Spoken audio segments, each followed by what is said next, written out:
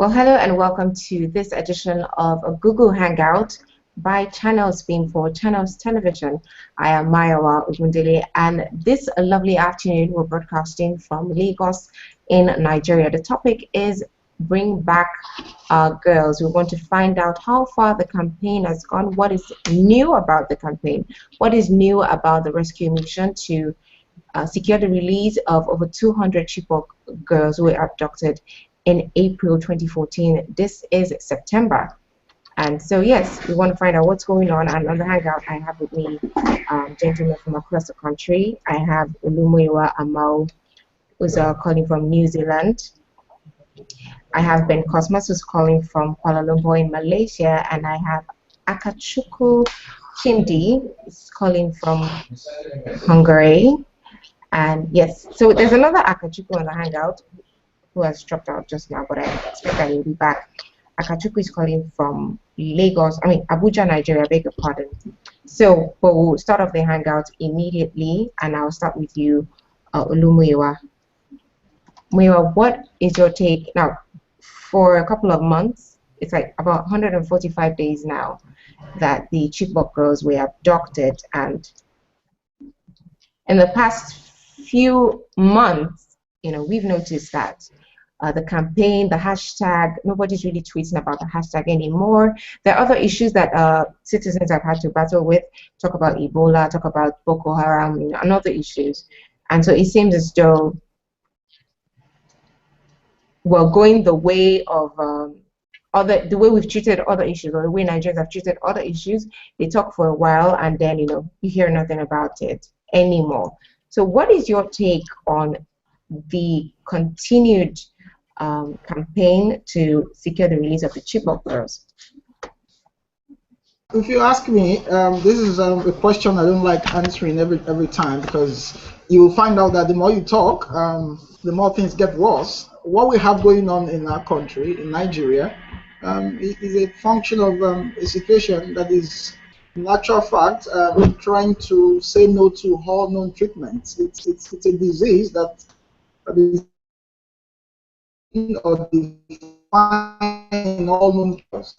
Nigerians, they don't want to. We're not talking about it again because things are increasingly getting worse. You would recall that after the Ebola and after the abduction saga, we've had series of other national issues that have dominated the political sphere. But sad enough, because they Bring Back Our Girls campaign movement, because they've not had the kind of followership one would expect from a totally cooperative society. That's why it's appearing as if Nigerians aren't really interested again. But people are interested. It's just that the economic situation in Nigeria is quite a very funny one. People don't get directly concerned about things that aren't affecting them almost directly. So you could also look at it from that angle. But more importantly, I think the reason why people aren't interested is because this government, this present government we have in this country, has done everything humanly possible to weaken that movement. You would recall that just some few months after the campaigners started the sit-out in Abuja, this government, in quote, was alleged to have sponsored some other, were demanding or perhaps asking Boko Haram to return the girls or to bring back the girls, and that created a whole lot of division between the rank and file of the original Bring Back Our Girls movement. The security forces were not helpful. Police Commissioner Umbu, who is now AIG, did everything within his power to make sure that the original Bring Back Our Girls campaigners weren't allowed to sit out at the Fountain Towers, which they the freedom of Fountain Towers, which they used to sit out again. So you have a whole lot of issues coming up from left, right. Ebola came and campaigns. All those things naturally will take its shine off of the movement. But people are still genuinely concerned. Some of us have argued severally, and then we still are perhaps asking the government to bring back the girls. The only concern I have now is that, like President Jonathan did prophesy when he had his last presidential media chat in May, it looks like the girls saga is appearing to be like what he called the missing Malaysia plane, where with all the technology in the world was never found. It looks like this government doesn't have the capacity to bring them back, or it doesn't seem interested in bringing them back, or it's deliberately politicizing the issue. And so you're going to look at it from several angles. But I do think that a few Nigerians, a few concerned, committed and patriotic Nigerians are still clamoring for those girls' return. And what I doubt is whether they will ever come back in view of what is going on. So yes, the tempo has died down, but genuinely people are still concerned. And we'll see how it goes in the next few weeks. All right, thank you. Now, I mean, you said something there, a couple of things you said about government seeming to not be interested in bringing back the girls. I mean, I would have to counter you on that, seeing as the DG of the National Retention Agency, Michael Mary, recently spoke about it and assured Nigerians that the government is still, highly interested in the issue and that it is top agenda for President Goodluck Jonathan. So what I mean, and then you have the Nigerian army still in the northeast, still battling things out with the insurgents. So I mean, what else do you expect the government to do? Well, again, it will be unfortunate if one at this stage continues to believe everything this government tells you. This government isn't just a government that cherishes or prides itself as a government that is sincere with its citizens. Over time, this government has had several opportunities to lie to Nigerians, and whenever or wherever such opportunity presents itself, this government doesn't shy away from that responsibility. You will recall some few weeks ago that the chief of defense staff, let's say, did say that the new girls were, but the military wouldn't tell or can't tell because it's military secret, and that they are unable to bring them back or they haven't brought them back because they don't want to harm them. I agree in its entirety with what he said then, but the events of the last few months have shown that this government is just playing to the gallery. This government doesn't have the capacity to bring back those girls, and I'm even beginning to doubt every iota of fact or lie that this government. I'm not sure this has the capacity to bring those back. One, I'm not so sure this government has the location of those girls. Two, then more importantly, when you look at events that have happened in the last few months, you will see that the Nigerian military itself is overwhelmed. I mean, we're struggling everywhere where there's been Boko Haram attacks. We struggled so much to, not to allow Goza fall. Goza fell. We struggled so much on Bama. Bama fell. Adamawa is going to fall anytime soon. Just some few days ago, one or two villages fell in Yobe State, and that village fell in Adamawa just yesterday. These are what we hear every day. So if war front or in the war front having problems containing the insurgents, how would you expect that this government would then be able to bring back those girls? They lack that capacity within the confines of what they have now. This government lacks the firepower to confront the insurgents. And why that is, honestly, it's a question for the gods. But what I know that is so sure is that the present military, as we have on ground, and the present abilities that our military has, is not sufficient or suffice enough to rescue anybody. It's not even about the girls. The military itself. So it goes beyond the girls. Now we look at the bigger Chief Michael Mary or Mr. Michael Mary says he's saying that because he's a very government agent. He needs to protect the government. His job is to publicize the government activities in good light. Whatever the military tells you, it's all part of the propaganda game. What we are seeing on ground isn't exactly what they are saying. And as a responsible citizen, you have every cause to doubt them. I don't trust them because events have proven them otherwise, except if a miracle happens. All right, so thank you. I'll get back to you, but we have a new caller, Adekunle Jinodu. Adekunle, where are you calling from? Hello, Adekunle. Yeah, I'm calling from Lagos. Okay, where in Lagos, please? Yaba. All right, thank you for joining the hangout. We're talking about the Bring Back Our Girls campaign, which seems to be going on from maybe gear 1 to gear 2 again, because recently it seems as if things died down, but now the campaigners seem to be more vocal in recent times. So what is your take on the issue generally? Okay, I just joined just to learn a few things about what's going on. I don't have a lot to say. Of course, everybody's disappointed in government. I mean, I don't think there's any hope that these girls will come back right now. Of course, we are hoping that they will come back, but it's very hard to keep hoping, right? Um, I also do not know. I mean, I understand the Bring Back Our Girls campaign on Twitter and all. I also do not know how much impact that is going to have on getting the girls back. Is this negative? Is this positive? Is this political? I mean, those are questions I was hoping to get answers to when I joined this. I do not know where this is going to. I do not really think that the girls will come back by Twitter rants. I do not think so. So basically, that's why I just joined this. I just want to know what I mean, what people have to say about this. Why, what how this will come really come back. I think that the Americans seem to have gone back. The guys from France seem to have gone back. The Boko Haram team is making headway into more cities, right? And then of course this is obviously there's obviously plans to go into other cities in North. So I just want to learn what people have to say about all this. Thank you. Okay, great. So we also hope to find out what people are saying about the issue, but I mean, you're part of the people we want to find out things from. So it's obvious that lots of people are no longer really talking about the Bring Back Our Girls campaign, and for reasons that are obvious. We've had Ebola to deal with, we've had the insurgents to deal with, and so many other issues. People on personal levels have to deal with how to find their daily bread, and all of that. And it's been 145 days. So for you, why? I mean, what have you been doing? Have you been talking about it? Have you been highly interested in the situation? How, if you were talking about it a lot before, and maybe you're not doing that anymore, why do you think that happened? Is it because you feel they won't come back? Is it because you think the government isn't doing anything? Is it because you think the campaigners, weren't doing so much at the time? Basically, I'm asking you, why do you think the clamor, the campaign, why do you think it seemed like it died down at a point?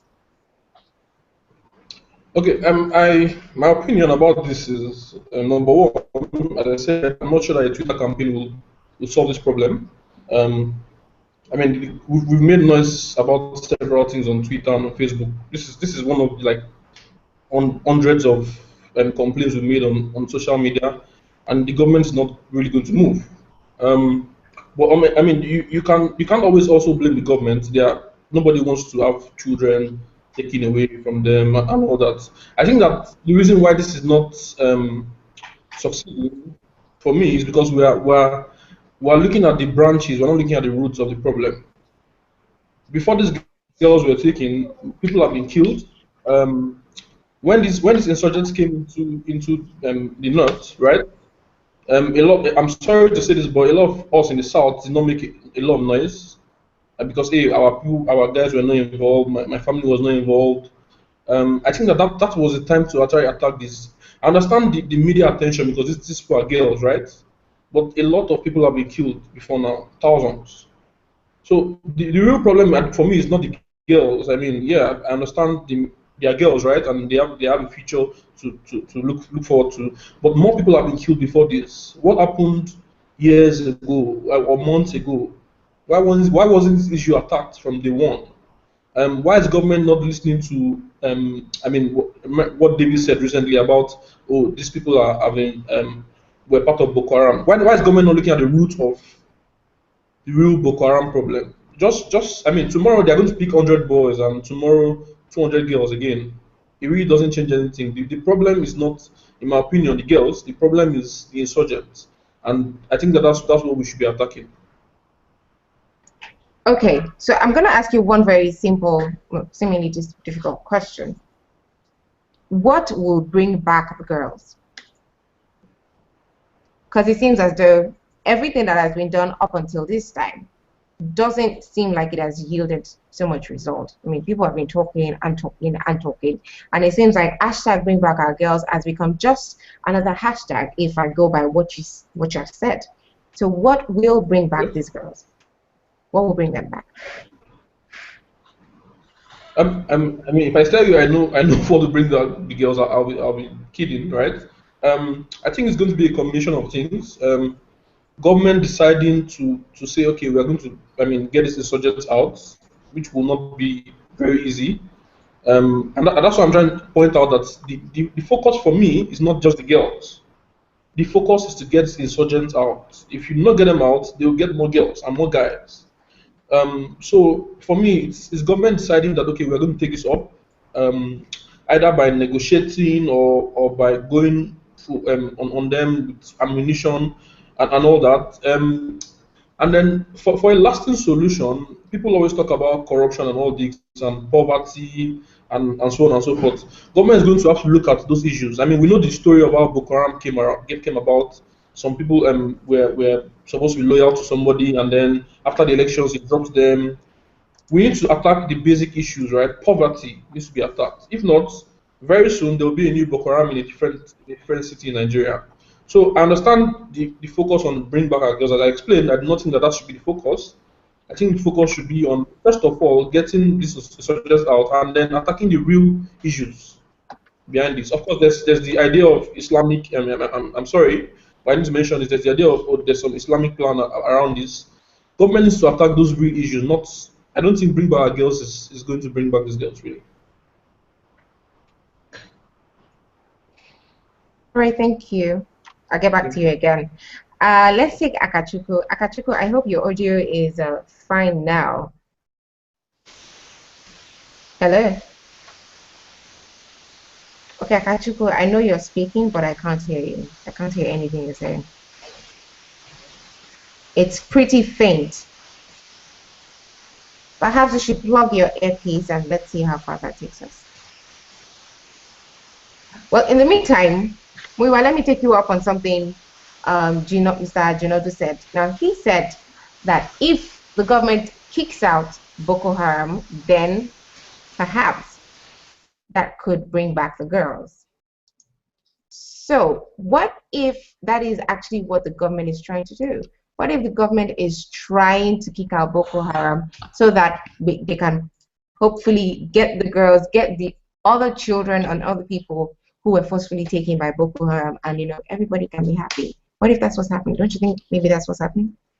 Well, again, another question that just ran through my mind just now was: do we really have a government in Nigeria? How do you define a government? You define a government as a set of leadership,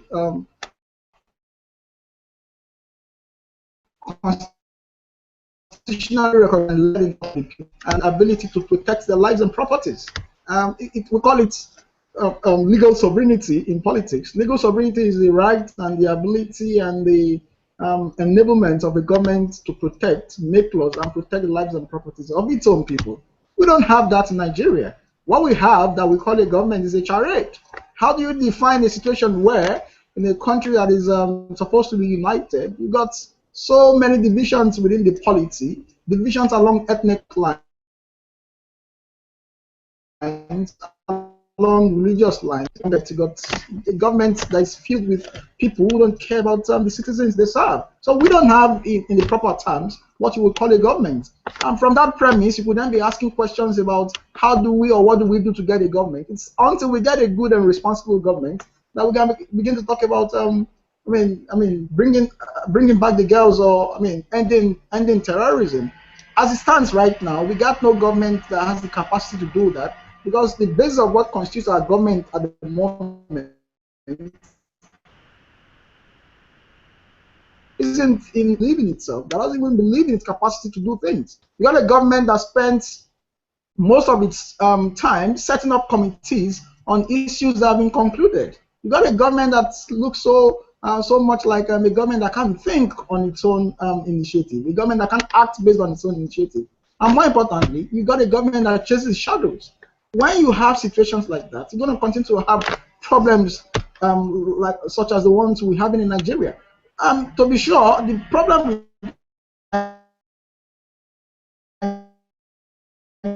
isn't just about Boko Haram, which a right leadership should be able to deal with. Unfortunately, my words, I'm not so sure we have the right leadership in Nigeria. I'm not so sure we got that kind of leadership that can stick to its guns and take charge of situations the way responsible government does. So that would affect several things the government is doing. It's affecting the way the country is being run. It's affecting the morale of the military guys. I mean, in the theater of war. It's affecting the average Nigerian in the streets. Look at faces. All right. Wait, well, let me butt in here. Now you talk about government inadequacies, we have a government and all of that, but really, with everything that is on ground, if you say we don't have a government, that Nigeria will be worse off than what it is now. And for the issues you raise, ethnic divisions, political, differences, about every other country they have their own unique issues. But would they say because of the issues we have, we don't have a government? No. So I mean, if you say that, I wouldn't want to agree. I don't agree with you when you say that we don't have a government, because it's obvious that maybe they're not doing things as you would like, but they are doing something. Do we agree on that? Well, you're correct, but you see, when you define a government, you define it in proper terms. We have a government in terms of the name you call it, but in actual terms, we don't have, and that's the truth. We have a government because there are structures on the land, but those structures are not functioning. So what the function exactly the way it was designed to function? How do you call a government that cannot protect its own people? And this is my problem. You did allude to the fact that several countries have got their own issues. The point is, how have they been able to deal with their issues? Good leadership, focused leadership, responsible leadership. Do we have that in Nigeria? I doubt it, because if we do, most of the madness in code going on in the Northeast wouldn't be happening. Boko Haram has been for 5 years now, and up to any meaningful attempt to prosecute people that have been mentioned as being sponsors of Boko Haram. How do you then define that as a government? People have argued severally that one of the fundamental problems or reasons why we are not winning against Boko Haram is because of corruption. We have seen in the last 2 years massive corruption on a very large scale, and nothing has been done about it. The last time I heard about the $20 billion, the Senate raised a panel and said no money was missing, and that's been the end. We have heard severally from the boys on the ground fighting in these war zones that their welfare has not been taken care of. How do you define that as a government? This is my problem. So when I mean what the people want, that's another question entirely. If the government is not doing what the people want, do we call that a government? These are arguments that we need to pick up and we need to examine. All right, thank you. I'll get back to you again. Ben Cosmos, thank you so much for joining the Hangout. Yeah, so we're talking about the Bring Back Our Girls campaign, and really I have a question. Twitter rants or kicking out Boko Haram, what will bring back our girls? Pardon, come again? All right, so we're talking about what will bring back our girls, really, because it seems as though nothing so far has actually secured the release of any of the girls. What will bring them back? I think bring those girls. I think this is a case of kidnapping. Now, when it comes to the issue of kidnapping, you're in the middle of life and death. So we just have to look at it critically from all angles. And when it comes to at this juncture now, you just have to be very, very careful with the terrorists who are with these girls, because two things you'll be thinking of. If these girls will be in a safe hand, I hope they won't kill any of them, kill them one by one, and as a way of sending warnings to the government if you do this. And of course, negotiations, there are ongoing negotiations are on the way to secure the release and also fight and also the fight against the insurgents. And I believe the government is also doing all they can. But when you say we don't have a government in place, I don't really agree with you on that. There's a government in place. It all depends on how you're looking at it from your own perspective, from your own point of view. But I think the government is doing everything necessary, because this Bring Back Our Girls campaign is a global issue now, and the whole world is looking at Nigeria to see how we're going to solve this problem. You see, and when we solve this problem, it's going to be a landmark for every nation, for every country that will face the same similar situation. They will come to ask us, how do you do this? How do you secure the release of these girls? And we just have to support the military in all they can, in all we can.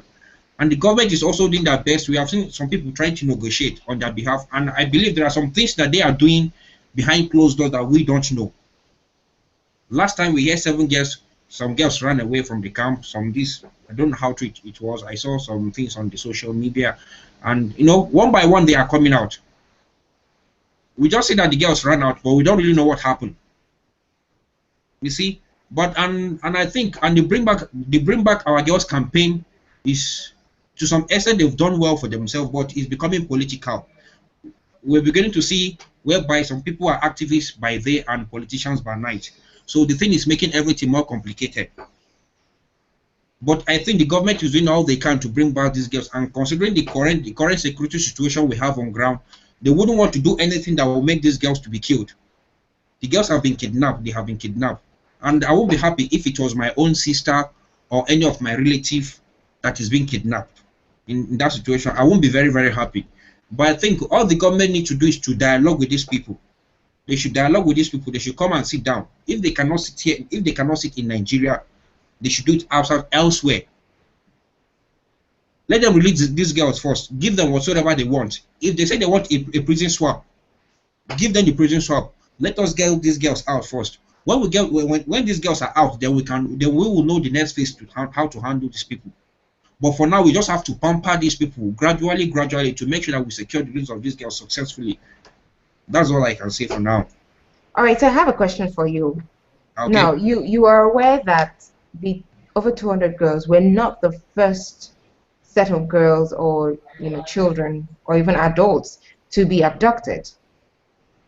Yeah, the news came. They said they've been kidnapping them, forcing them into marriage, throwing some money on their parents, and saying this. What I'm trying to say is, before the 200, we had an issue of about 20 girls who were initially abducted, which we hear nothing about today. So if you're saying, let's pamper them to get the, if you're suggesting that the government should dialogue and negotiate with Boko Haram to get out about 200 girls or over that, what happens to the other children who have been abducted before then, the other girls? Well, if we are dialoguing with these people on the basis that, look, these girls are being kidnapped, they also have to talk about the other ones they have taken at the first 20 girls. They have to combine everything together. They have to sit and talk about that, which I believe there are some people who are doing some closed door jobs that we don't know. They must not expose all their security details, give you or whatever they have gone. They are really working so hard, and I think they are doing all they can. And I quote, the general administration is doing all he can because he's a politician and he wants to come back to office. And if he secures the release of these girls before the 2015 election come, it will be a landmark for him to campaign. So he will do all that he can to make sure that these girls comes out successfully. All right, thank you. So now you raised a point that I think we should discuss. Federal government has said there'll be no such thing. There'll be no swap. Adekunle. Okay, Adekunle, do you agree? What is your take on the prison swap? Should we swap? Should we not swap? Ben Cosma says, let the government pamper Boko Haram until it secures the release of the girls, and thereafter we can, maybe find other means to deal with the insurgency itself. Do you agree with this? So, as I said earlier, but I'm not an expert in security issues like this, but I know that America has, for example, exchanged for their soldier, right? Some guys from Guantanamo Bay or something. Guantanamo Bay is like the end of the road for criminals. So there's no one way to this. My challenge with the government is that they don't seem to have a strategy, right? They say this today, and then tomorrow they say something else. We are negotiating, tomorrow we are not negotiating. I think that they have to be clear about what they want to do. So for me, there's no. If you need to do that, maybe you should, because of the girls and because of maybe thousands of other people that have been kidnapped. But I do not think that there's a single way to solve this problem. And if they think that they can do it by force, hey, government knows a lot better. They definitely know a lot better than I do as far as security is concerned. However, I think that it's important to also look at the issues we have. We blame government a lot. Government is not doing this. I think that government is a reflection of followership and a reflection of every one of us. And I think that as I said, it is important to look at the roots. How did these people get to these positions? They were elected by people like you and myself, I mean yourself and myself. If we do not think that they are competent enough, how did we get them into those positions? Do we now need to prepare for maybe not 2015, maybe 2019? Do we need to start educating people, and I'm not just saying educating people before the elections or 1 month before the election? We need to educate people about their rights, about what they need to, what people should, I mean, what they should expect from government, and so on and so forth. So that when they are voting, I mean, the right people in. Else, I mean, this is just, you know what? Next elections, we're going to get somewhere that's there by accident. There's history about Nigerian civilian presidents. They're not prepared for it. Somebody forces them in. What do you expect to happen? Do you expect a lot of that's why you get committees, man. That's why you get committees coming up because hey, we did not expect this to happen. What do we do? Then you get a committee, and then next problem comes up, you get a committee. So really, I don't think we should put all the blame on government. It's obviously their responsibility to solve these problems, right? But hey, people are not prepared for it. Thank you. All right, Akachukwu, I hope your sound is good now because you need to get your thoughts on this issue. Can you speak up, please? Can anyone else hear him? Yes, I can hear you. Okay, so let's see how far we can go with your audio. It's a bit low, so you may need to speak louder than usual. So Akachukwu, we've been talking about the campaign, we're talking about, oh, can government bring the girls back or not? And a couple of issues have been raised. But let me take this up real quick with you. Should the government swap or not? The government has said that there will be no swap. But what is your take?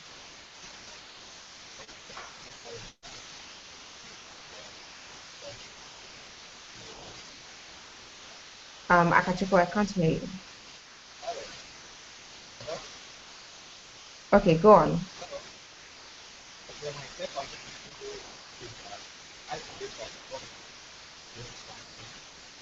Okay, I'm sorry to cut you, Akachukwu. I really can't hear you. So let's do this. You put your comments in the chat box, and then I can read it out for so everyone can know what you're trying to say. All right. Thank you so much. Olumuyiwa, I'm back to you. Swap or no swap? Well, I think the time or the time of swapping is far spent. I don't think Boko Haram is interested in those swaps the way they were when this crisis hadn't gotten to the peak that it has gotten to now. I think we had the opportunity of negotiating in the first 5-6 weeks of their captivity, but we didn't capitalize on that. So I think that might not work again because Boko Haram, if you ask me, appears to be having the upper hand. Initially, Boko Haram said, release our women that you have in detention and we'll release your girls. That was like 5 weeks into this adoption. But right now, we're looking at close to 5 months of the abduction. And I'm not so sure Boko Haram wants to swap again because increasingly, Boko Haram is beginning to believe that it can actually take over the whole of the Northeast. Because almost everywhere in the North, except in the Bama that we need to commend the effort of the military. So I think that wouldn't work. I think what will work is a deliberate attempt by the government to do what is necessary in terms of providing enough support and armory for the military to smoke these guys out. There are 2 languages that a terrorist understands: negotiation and negotiations. But the negotiation, you're going to define it in 2 folds. One has to be done after you must have smoked him out of his hiding place. And then the other one has to be done before you even shoot a bullet. This time around, between both parties, and the war has started. So I think the government needs to do what is right by making sure that the pride of the Nigerian army and the pride of the Nigerian state doesn't get defeated by smoking these guys out. When you smoke them out of their hiding places, then they'll be forced to negotiate. But in a situation where the government is giving them opportunity to continue to think that they can lord over the whole of the country, we would never get the girls out or the girls back. The first and the most important thing right now is for the government become more proactive in the war. A full-blown emergency in the Northeast, Yobe State. If it is possible again, it would consider the option of replacing the civilian governors with military, so that we could then know that it's a war situation, and that way we can fight a proper war. Then it used to be we're not fighting a conventional war, we're fighting a guerrilla warfare. Now we have seen a conventional warfare, and our army are nowhere to be found. And it's been argued severally that the army is not equipped. So I think the government needs to just wake up from its slumber, equip these guys, and spend as much as possible as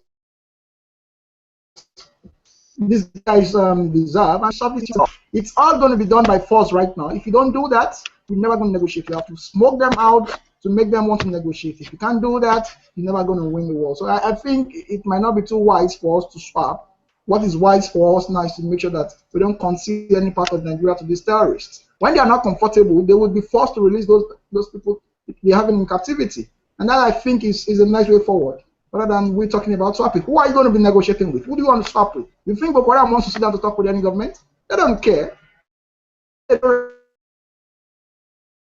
recognize you, so they don't even want to talk to you. Smoking them out. You're going to smoke them out is what I don't know. Honestly, I don't know, given the way we're handling this issue. Okay, thank you. So now quickly, let's talk about the campaigners themselves as the Bring Back Our Girls campaign group.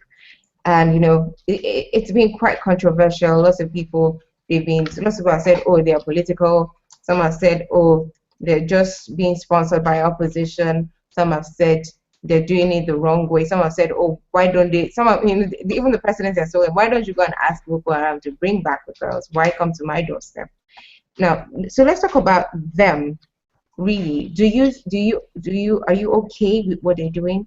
Do you think they're doing it the way it should be done, or do you think, oh, you know what, they're doing a good thing, but maybe they should look at it from this angle?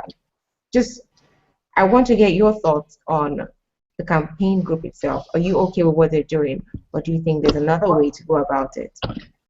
Well, I have checked through the records and I've monitored with keen interest the activities of the Bring Back Our Girls campaigners. To be honest with you, I don't think they've done anything wrong. I think they've exercised their fundamental rights, the right to protect them. I think that's sacrosanct. I think that's a fair demand. I'm not so sure that the Bring Back Our Girls movement, I'm not so sure its leadership has been politicized. What I have seen so far has been a deliberate attempt by the friends of the government to politicize the issue. These people have been there for close to 4 or 5 months, and they have maintained the stand. And the stand is that they just want these women back, and these young girls back. How the government going to do that?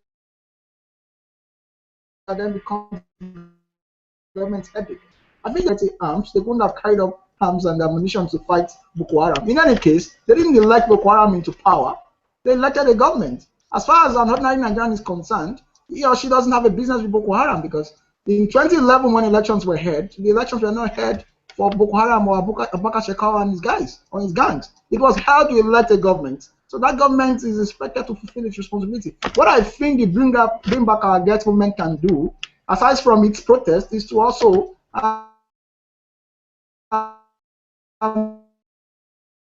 wherever possible, a little bit of sponsors of Boko Haram within the polity. I think there should be a deliberate campaign by the movement to target those individuals also, particularly those who have been mentioned in the last few weeks, so that it will be seen that the approach they are adopting is really fair. I think it might not be too wise to tackle an issue from one perspective and not look at the major or fundamental underlying causes of the issue they're tackling. There are sponsors of Boko Haram among the polity. The Bring Back Our Girls movement might not know them, but until very recently,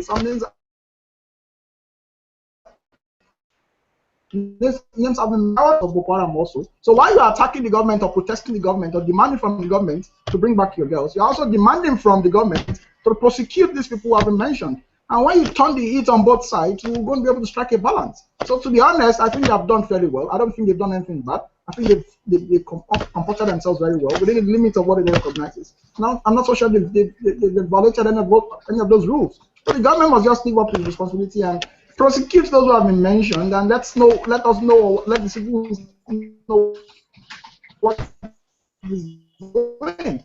That seems politicized when in natural fact it's not politicized. So the bulk of the problem isn't about the campaigners. The bulk of the responsibility lies at the doorstep of the government elected into power. If the government wants to continue to live in denial, then that's a shame. But if it wants to accept its responsibility, as all responsible governments do, then it will be good luck for everybody. But so far, we've passed the era of denial. It's time for action now, and that's what everybody's demanding for. When you see people protesting in the US, they don't protest to like people every time in front of the White House protesting. It doesn't matter whether the president is responding or not. The point is they're exercising their legitimate rights. So, and that's what these guys have done, and that's what the movement has done. It is now the turn of the government to turn the heat on those who are holding these people in custody.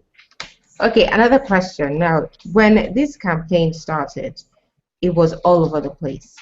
You have supporters from different countries all over the world, different groups. But nowadays, there's virtually almost nothing. Why do you think that is? Do you think people are fed up, or people have, lost hope? Well, two things can be accountable for that, or could be accountable for that. The first is that it's a natural phenomenon. Human beings, if they are not pushed without any other external motivation, don't have that natural ability to sustain a movement or a protest or an event for a long time. You're always going to need support. It's like you flying an airplane in mid-air. If you leave it unsupported, the airplane will drop. So it's natural for people to get tired. This happened to the movement as popular as what we had in the last, or what we used to have in the last 2-3 months. Then the heat was on, so there was some element of motivation. The motivation now belongs to those who are genuinely touched and concerned about the abduction. Those who were third parties to the abduction have left. So the people you have, manning the leadership of the movement now are people who feel genuinely touched. So I expect that there will be that lull in activity, and we must thank those guys for even sustaining the tempo.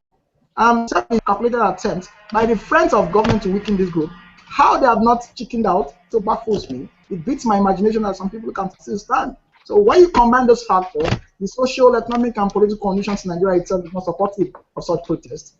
For God's sake, people are hungry in that country. For God's sake, people are looking for daily bread. People wouldn't really want to spend the most of their days protesting when they don't have what it takes to feed their family back home in Nigeria. Those are social conditions that also affect such movements. Our country is not a perfect society.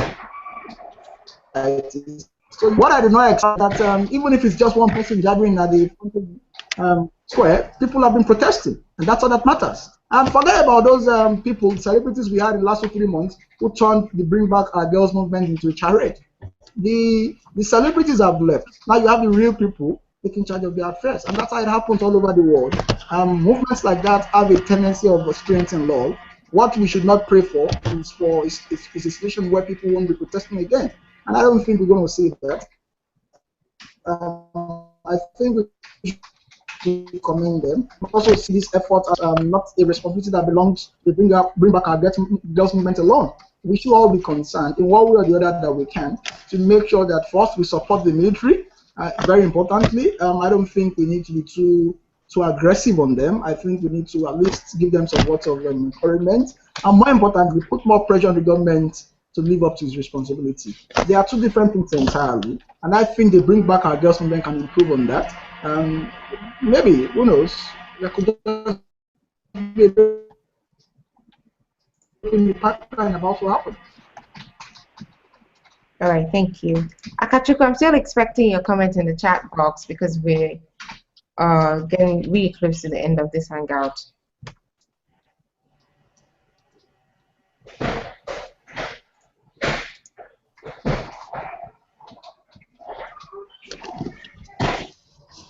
Hello? Okay. Hello? All right, so Junado is also not available right now. He just stepped out of the hangout. He said he'll be back in a second. So as soon as we get Akachukwu's hangout, we'll just wrap the hangout up. Okay, so he says, all right, so Akachukwu says, both sides are not interested in the swap. Holistic approach should be used by the government. Boko Haram has gained more ground since the campaign started and is evident by overrunning of barracks, declaration of caliphate, etc. Government should set up camps and declare total war on Boko Haram. Military are always in defense while the Boko Haram are always attacking. Okay, so is there anything you want to say about that, Moiwa? Well, these are the same issues we have raised severally. I think we should have moved beyond that all these agitations now and begin to look at ways of making sure that these boys who are feeling the heat, I mean our military, get enough support. I think they are not getting the right ammunition. I've been a student of Nigeria's foreign policy for the better, and I do know that the normal Nigerian military I used to know. Even the normal military I used to know in terms of how brave and bold they were in their past interventions in conflict. And this is a military that has fought several battles outside the shores of Nigeria, and it's won. Very recently, people talk about Nigeria and Sierra Leone, but very recently Nigeria went to Mali, and in 2013, and they succeeded. So I don't think the problem is with the military. I think the problem is with lack of ammunition and learning. So give these guys the right ammunition they require, and then take care of their insurance, make sure that their salaries are paid as of when due, make sure their allowances are paid as of when due, make sure there is adequate life insurance or life cover for them. Let them know that if they die in battle, the government takes care of their family, their children and their wives aren't going to suffer. Let them know that their gratuity will pay to their family members or beneficiaries on time. I bet you these guys are going to fight as if there will be no tomorrow. But unfortunately, I don't think the government is doing that. So, I don't think Boko Haram has got the the basic acumen or technical know-how to engage our military. I think the military guys are better than these Boko Haram guys when it comes to firepower. What I think they don't have is the right resources to deal with them, and the perceived insincerity of the military leadership, and that's what most of these soldiers have been complaining about. So these are the areas that the government needs to address urgently if we want to win the war. If it doesn't address that, we're never going to win this. I don't know how much these boys earn to write them about. These boys need to be motivated. For an average US soldier, I don't know how to write figures, but I'm sure they are probably motivated. The government takes care of the families, there's insurance for them, there's life cover, and everything they need to get. Look at look at how poorly dressed they look. Look at the level of sophistication you see on them or you see in them when you see them for the first time. Look at their boots. Look at their helmets. Do they have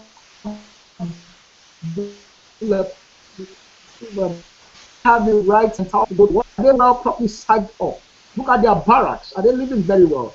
These are other extraneous factors that have to be considered before we can then begin to talk about whether we're going to win or not. If we don't do that, we're not going to win. So the government has a whole lot of things to do outside this apparent inadequate armory that the military has. And I think we should look into that direction as quickly as we can before Nigeria gets to a journey of no return. All right, thank you so much, Muyiwa, and thank you so much, Akachukwu, for staying on the Hangout. Thank you to everyone who joined, although we have some people who dropped out at some point, and it's been interesting talking about the Bring Back Our Girls campaign. Basically, it is obvious from the conversation that Twitter rants will do nothing except probably keep the thought in the minds of people and ensure that nobody forgets, and that people who are already campaigning, keep up what they're doing and do it the right way. And as well, the government should do what should be done to help bring back the girls and kick out Boko Haram from the country so that we can all live in peace. Thank you so much for joining the Hangout, everyone. My name is Mayowa Undele. The conversation continues on Twitter, Facebook, and Google+. You can head to @ChannelsBeam, tweet at us if you have any comments. You can head to Channels TV's Facebook page and Google+ page to also drop your contributions. Thank you so much once again. See you next time.